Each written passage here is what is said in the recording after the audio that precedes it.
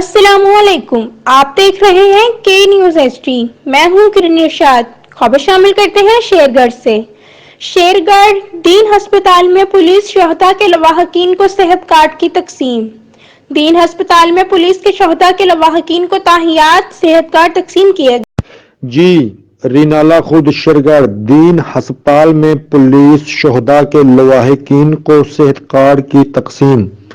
دین ہسپتال میں پولیس کے شہدا کے لواحقین کو تاحیات صحت کارڈ تقسیم کیے گئے۔ پولیس شہدا کے لواحقین کو ایس پی انویسٹیگیشن اوکاڑا سلیم وڑائچ نے صحت کارڈ تقسیم کیے۔